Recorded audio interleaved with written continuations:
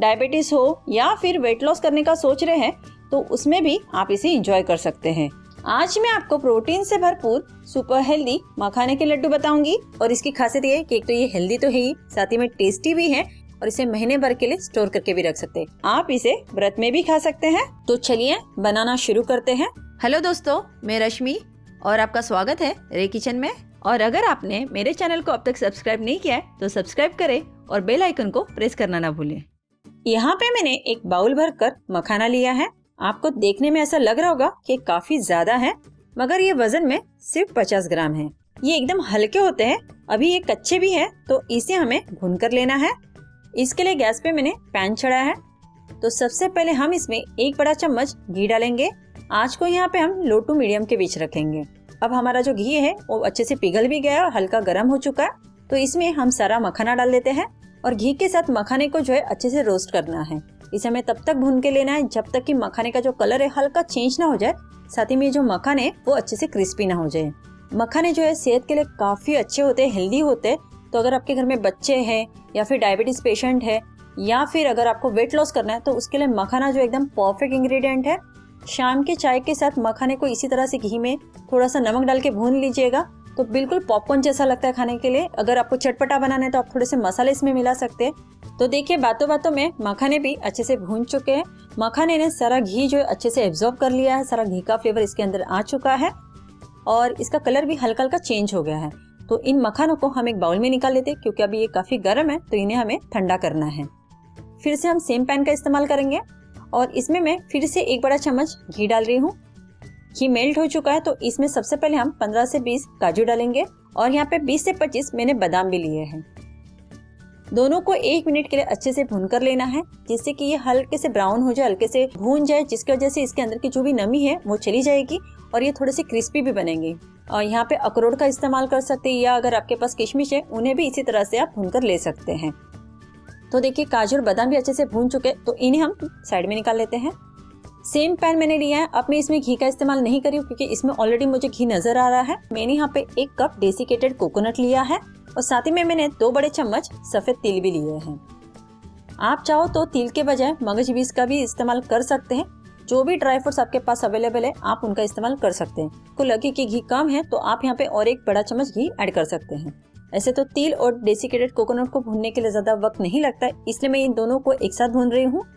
But अगर आप व्रत में तिल नहीं खाते या आपको नहीं पसंद है तो आप इसमें से कोई भी एक चीज स्किप कर सकते हैं। डेसिकेटेड नारियल को जो है हमें एकदम धीमी आंच पे भूनना है। कहीं भी हमें फ्लेम को तेज नहीं करना है, यानी हाई फ्लेम पे नहीं करना है, वरना नारियल जो है तुरंत ही जलना स्टार्ट हो जाता है। अगर ये जल जाएगा तो पूरा टेस्ट आपको कड़वा लगेगा, इसलिए धीमी आंच पे इसे भूनना है जब तक कि हल्का लाइट गोल्डन ब्राउन ना हो जाए। मैंने यहाँ पे डेसिकेटेड कोकोनट का इस्तेमाल किया। आप चाहो तो सूखा नारियल रहता है उसे भी कद्दूकस यानी कि ग्रेट करके भी ले सकते हैं।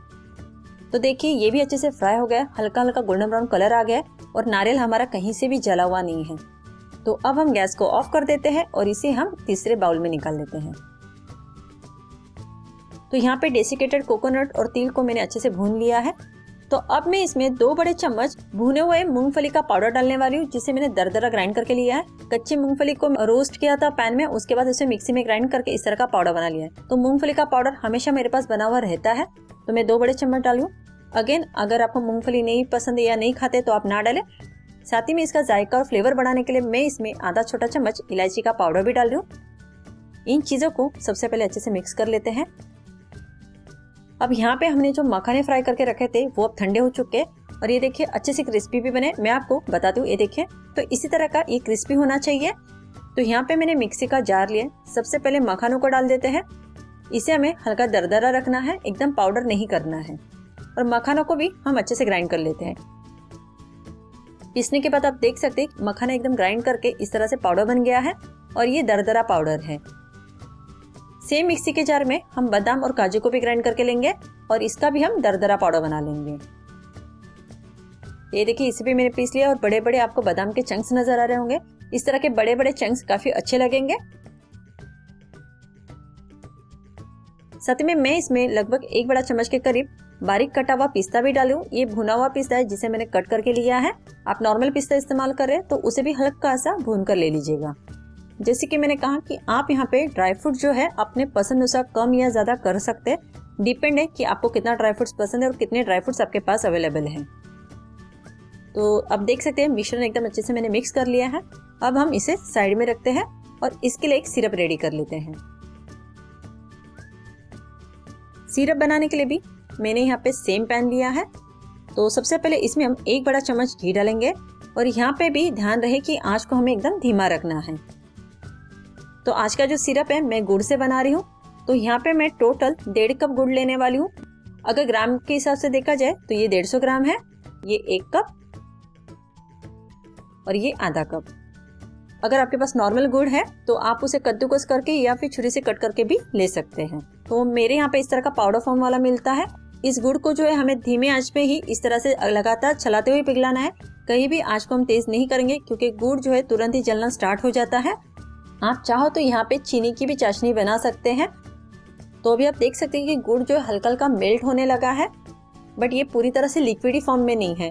तो इसके 1 या 2 तार वाला हमें गुड़ की चाशनी नहीं बनानी है या फिर बहुत ज़्यादा गुड़ को ना बहुत ज़्यादा पकाना भी नहीं। तो अब हम क्या करेंगे, इसमें 1 बड़ा चम्मच पानी डालेंगे और इसे अच्छे से मिक्स करेंगे। अगर हमें ज़रूरत लगेगी तो हम और 1 बड़ा चम्मच पानी डालेंगे। एक साथ बहुत ज़्यादा पानी नहीं डालना है। अभी यहाँ पे पानी की जो क्वांटिटी है ना, डिपेंड है कि आपने किस तरह का और किस क्वालिटी का गुड़ इस्तेमाल किया है। और अभी आप देख सकते हैं कि गुड़ पूरी तरह से पिघल गया है और बिल्कुल लिक्विड फॉर्म में हो गया है, यानी कि पोरिंग कंसिस्टेंसी वाला हुआ है। बिल्कुल भी इसमें गुठलियाँ नहीं है, अच्छे से एकदम मेल्ट हो गया है। तो अब हम गैस को ऑफ करेंगे क्योंकि इससे ज़्यादा इसे नहीं पकाना है, वरना ये जमना स्टार्ट हो जाएगा। और इस गर्मा गर्म लिक्विड को, इस सिरप को हमें गर्मा गर्म ही इस मिक्सचर में डाल देना है। ध्यान रखें कि गर्मा गर्म ही डालना है, ठंडा होने पे आप इसका इस्तेमाल नहीं कर सकते। अब इसके बाद का जो प्रोसेस है वो हमें फटाफट करना है क्योंकि ये डालने के बाद आप इस प्रोसेस को छोड़ नहीं सकते। अभी ये काफ़ी गर्म है, तो सबसे पहले हम चम्मच से इसे अच्छे से मिक्स कर लेते हैं।